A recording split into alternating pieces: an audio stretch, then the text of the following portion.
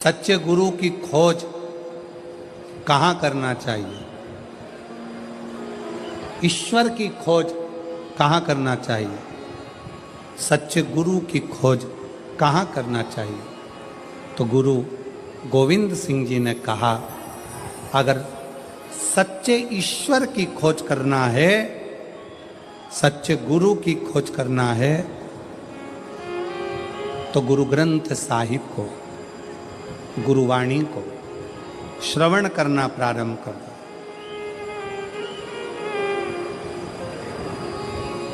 गुरुवाणी को, गुरु ग्रंथ साहिब को श्रवण करना प्रारंभ कर दो। उसमें सच्चा गुरु भी मिलेगा, सच्चा ईश्वर भी मिलेगा। उसी तरह गुरु गोविंद सिंह जी ने जैसे कहा कि अपने शास्त्रों का अध्ययन करोगे, पढ़ोगे, वेदों को, शास्त्रों को, पुराणों का जब अध्ययन करोगे तो वो ईश्वर भी मिलेगा और कोई सच्चा गुरु भी मिलेगा। ईश्वर भी मिलेगा, सच्चा गुरु।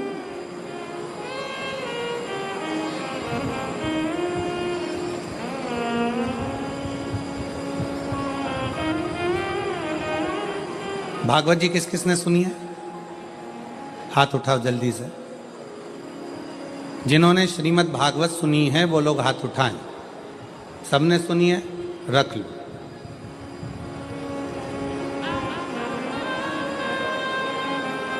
रख लो। तुमने सुनी?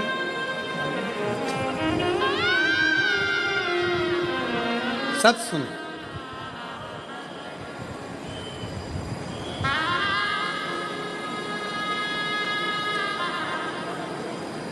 भगवान कृष्ण का जन्म लेने के बाद भगवान कृष्ण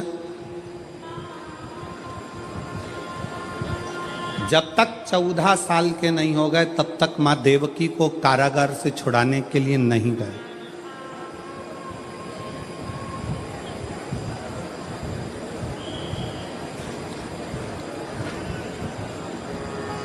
गए नहीं।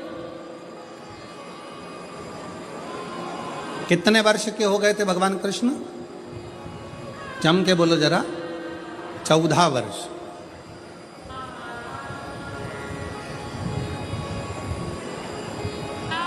देवकी माता इंतजार करती रही, कृष्ण आएंगे, छुड़ाएंगे।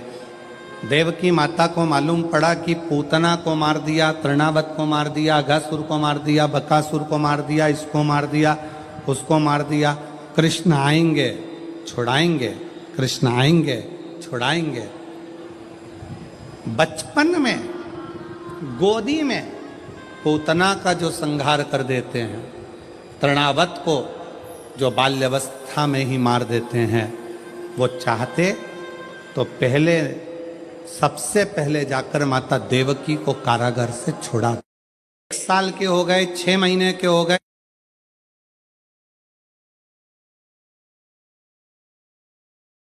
4 महीने के हो गए, 8 साल के हो गए, 5 साल के हो गए, छुड़ाने गए क्या माता देवकी को? जम के बोलो जरा। नहीं। देवकी माता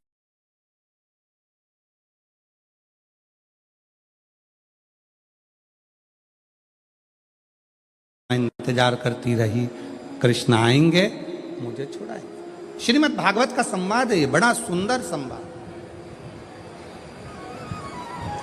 इंतजार करती, आएंगे, छुड़ाएंगे, आएंगे, छुड़ाएंगे। यहाँ पर सूरत में जिन्होंने बहुत भव्य और विशाल शिव पुराण की कथा कराई, ऐसे पाटिल परिवार यहाँ दोनों भाई बैठे होंगे। कहाँ बैठे होंगे? अच्छा, उधर बैठे। जब ये दोनों भाई ने एक बात हमसे, हम जब इनके निज निवास पर ठहरे हुए थे तो इन्होंने पूछा था कि गुरुजी, ऐसा क्या योग संजोग बना कि ये शिव महापुराण की कथा हमारे सूरत में, सिरपुर में चल रही थी और यहाँ आकर पक्की हो गई और सूरत में कथा हो गई। तो हमने इन पाटिल परिवार से एक ही बात कही कि इसको कराने वाले आप और हम नहीं हैं, ये पूर्व से उस परमात्मा के खाते में लिखा हुआ था, तारीख भी वही लिखता है और देता भी वही। मैं धन्यवाद दूंगा।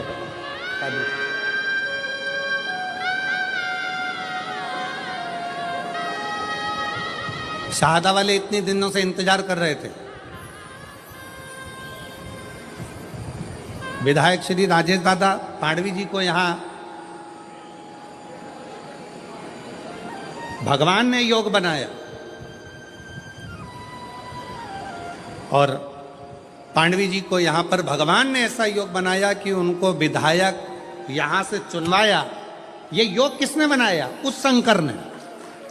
और चुनवाकर यहां का विधायक बनाकर फिर भोलेनाथ ने आज्ञा करी कि अब तू इस क्षेत्र में शिव पुराण की कथा करवा, क्योंकि ये क्षेत्र कोई साधारण नहीं है। शाहदा की भूमि एक ऐसी भूमि है जिसके आसपास में प्राचीन प्राचीन शिवालय बसे हुए हैं। माँ ताप्ती जहां बह रही हो, जहां शंकर अलमस्त होकर रह रहा हो, जहां प्रकाशा जैसा गांव बसा हो, जिस प्रकाशा में प्राचीन प्राचीन शिव तत्व विराजमान हो, उस शाहदा का तुम आनंद लेकर ये शिव तत्व को विराजमान।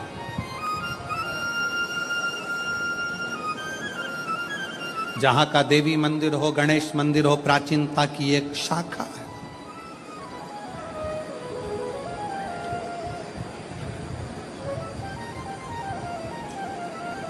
जहां के क्षेत्र में बन रहा नया नारायण जी का मंदिर प्राचीनता की शाखा बने।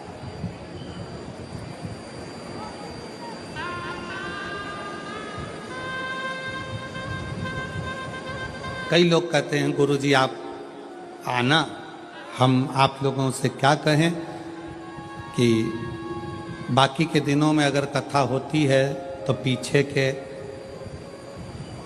3-4 दिन तो शुरू के हम नहीं मिलते, पर बाद के दिनों मिलकर प्रयास करते हैं कि मंदिर देवालय शिवालय चले जाएं। पर नवरात्रि में कथा है तो अनुष्ठान भी बहुत रहते हैं, जप करना रहता है, पाठ करना रहता है, पूजन का क्रम रहता है। इस कारणवश ज़्यादा मिलना भी नहीं होता। और जहाँ रहते हैं, अभी तो हम अग्रवाल जी के यहाँ रुके हैं और मैं साधुवाद अग्रवाल जी को भी दूंगा, जो बहुत उनके परिवार का एक भी बच्चा, हम जिस कक्ष में रुके हैं उस कक्ष के बाहर भी अग्रवाल जी का कोई परिवार का व्यक्ति ऊपर आकर खड़ा तक नहीं हुआ, क्योंकि उनको आशीष जी ने, ललित जी ने कह दिया था कि नवरात्रि चल रहे हैं तो गुरु जी के जाप ज़्यादा रहते हैं, अनुष्ठान ज़्यादा रहते हैं। तो मैं अग्रवाल जी को भी इसके लिए धन्यवाद दूंगा कि आपने हमें पूर्ण अनुष्ठान करने का मौका दिया और भजन करने का मौका दिया। उसके लिए साथ, उसके लिए साथ।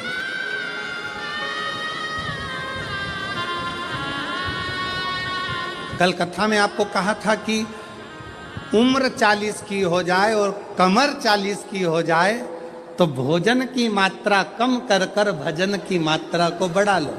हमारी भी 40 हो चुकी है।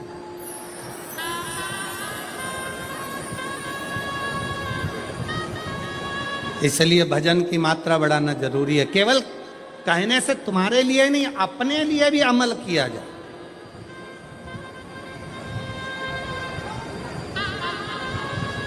एक वक्ता का सबसे बड़ा क्रम वो होता है कि वक्ता जितनी बात बोले ना वो अपने व्यवहार में भी ले। अब वक्ता कह दे कि झूठ मत बोलो और खुद झूठ बोले, वक्ता कह दे कि ऐसा करो और वो वैसा करे, वक्ता कह दे ऐसा करो वैसा, तो खुद के ऊपर भी अमल होना चाहिए। अपना भजन का बल बढ़ाना प्रारंभ करिए, स्मरण का बल बढ़ाना प्रारंभ करिए। भगवत भजन बढ़ाओ, बढ़ाओ।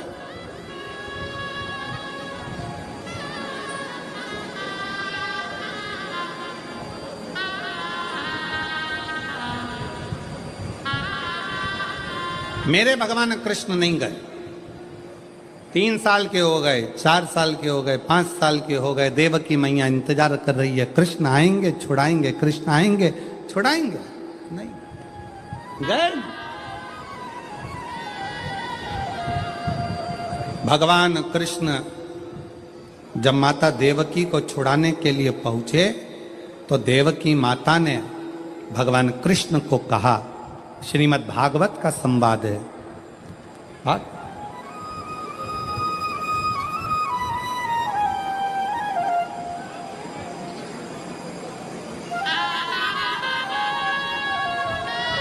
श्रीमद् भागवत में 7,39,00,000 शब्द हैं। 7,39,00,000 शब्द में से ये जो शब्द हैं श्रीमद् भागवत के, वो शब्द हमारे जीवन को एक अलग से बल देते हैं, अलग से बल देते हैं।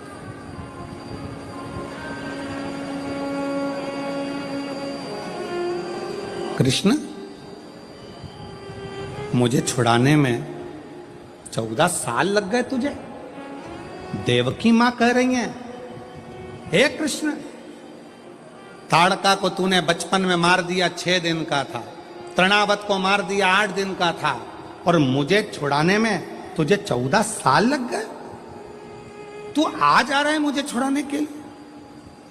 14 साल के बाद क्या तुझे देवकी मां की याद नहीं आई? हे कृष्ण, तू मुझे 14 साल के बाद छुड़ाने के लिए आया है। कृष्ण कहते हैं, हां मैया, मैं तुझे 14 वर्ष के बाद छुड़ाने के लिए आया हूं। क्यों? हे कृष्ण, तूने मुझे छुड़ाने में 14 साल लगा दिए। 14 वर्ष, इतनी देर, इतनी देर। कन्हैया ने कहा, मैया इसमें मेरा कोई दोष नहीं। कन्हैया बोले देवकी माता से, इसमें मेरा कोई दोष नहीं है मैया, इसमें दोष है तेरा। मैया, तू पूर्व जन्म में कैकई थी और तूने मुझे 14 साल के लिए वन भेजा था, इसलिए 14 साल तुझे यहां रहना पड़ा। ये दोष मेरा नहीं है। श्रीमद् भागवत कहती है ये दोष कन्हैया कहते हैं देवकी मैया से, ये मेरा नहीं है, ये मैया तेरा दोष है। 14 साल तूने मुझे वन भेजा था, इसलिए तू भी 14 साल मुझसे मिलने के लिए तरसती है। कन्हैया, एक बात बता,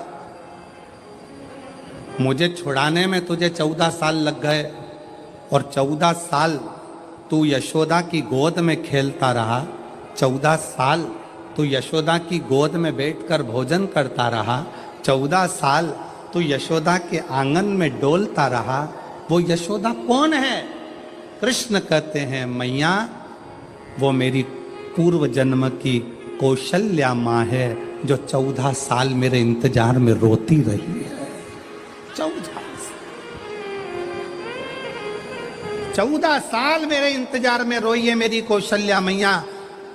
जब 14 साल मेरे लिए तड़फी है तो मैंने भी रीत बनाई कि जो मेरे लिए 14 साल तड़फा है उसको 14 साल का सुख इस जन्म में दूंगा, और जो मुझे 14 साल के लिए वन भेज दिया है तो उसको 14 साल फिर तड़पना पड़ेगा। इसमें दोष किसी का नहीं है। मत बुरे कर्म कर बंदे, वरना पछताएगा, भगवान की आँखों से तो बच नहीं पाएगा, तू बच नहीं पाएगा।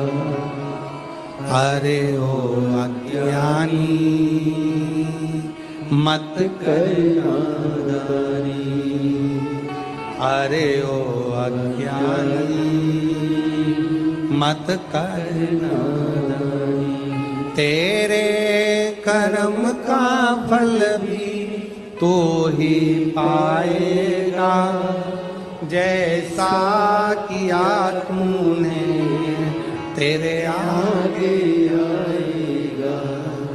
मत बुरे कर्म कर बंदे, वरना पछताएगा, भगवान की आँखों से तू बच नहीं पाएगा, तू बच नहीं पाएगा। भगवान कृष्ण कह रहे हैं इसमें मेरा दोष नहीं है, दोष तुम्हारा। सावधान शहादा वालों, जितने आस्था चैनल पर कथा सुन रहे हो, जितने फेसबुक यूट्यूब पर सुन रहे हो और जितने इस पंडाल में बैठकर कथा सुन रहे हो, दूसरे पर दोष मत देना। अपने मुख से कभी मत कहना कि मेरे पड़ोसी ने मेरे ऊपर टोना कर दिया, तंत्र विद्या कर दी, मंत्र विद्या कर दी। अगर ऐसे तंत्र मंत्र करने वाले होते तो बड़े बड़े फैक्ट्रियों को दीन नीचे गिरा देते, बड़े बड़े ऑफिसरों को उठा के पटक देते। कोई तुम्हारे पर न तंत्र करने वाला है, न कोई तुम पर मंत्र करने वाला है। अपना कर्म ही अपने सामने आकर खड़ा होता है, जिस कर्म के बल पर हमको भोगना पड़ता है। अपना एक सास कह देती है अपनी भाषा में, ना जाने मेरी बहू मायके गई थी और मायके से ना जाने ऐसा क्या करा के लाई कि मेरे छोरा को उसने अपने काबू में ले लिया। नहीं, अगर विद्या कराने वाली बहू होती ना तो तेरे छोरे से भी अच्छे छोरे और थे, उनको काबू में कर लेते। अरे बोलो तेरी जीजियों सही है कि गलत है? क्यों किसी की बहू को गलत इल्जाम लगाना? ये अपने मायके गई थी, मायके से कुछ करा के लाई है, ये अपने पियर गई थी, पियर से कुछ करा के लाई है, ये वहां गई थी, वहां से कुछ करा के लाई है। नहीं, बहू में इतनी सामर्थ्यता नहीं है कि वो अपने पियर से कुछ करा के लाए, और पियर वालों में भी इतनी सामर्थ्यता नहीं कि वो किसी से अपनी लड़की के लिए तंत्र मंत्र करवाएं। ये आपकी बुद्धि में ना जाने किस किस ने भाटा भर दिया, इसलिए तुम्हारी सोच बिगड़ गई।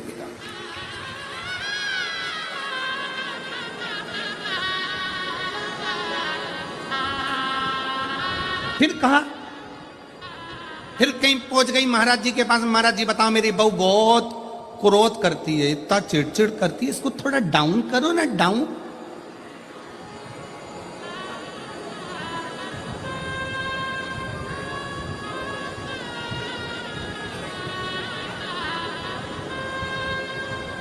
थोड़ा डाउन करो ना।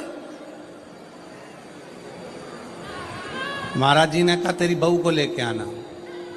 बहू पहुंच गई, आधी कमरिया पे साड़ी, साहदा की बहुओं की बारी, चली गई। सास फिर आई, महाराज जी देखा मेरी बहू को? इतने में महाराज जी बोले कितनी संस्कारित है। इतने में तुरंत सास ने कहा तुम पे भी कर दी विद्या, तुम पे भी, तुम भी नहीं बचे।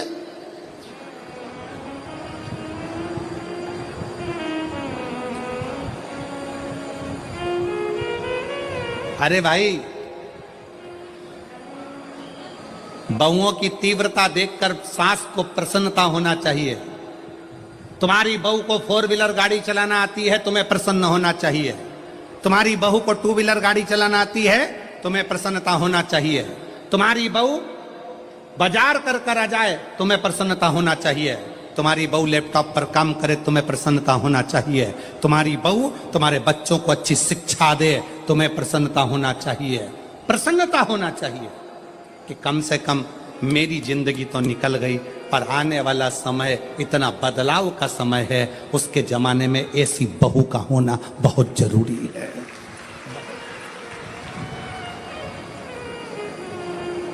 आपसे भी कहेंगे, जितने आस्था चैनल पर कथा सुन रहे हैं, जितने फेसबुक पर कथा सुन रहे हैं, जितने यूट्यूब पर सुन रहे हैं और जितने शहादा की भूमि पर कथा सुन रहे हैं, अपनी बेटी को परी मत बनाना, अपनी बेटी को तितली मत बनाना, अपनी बेटी को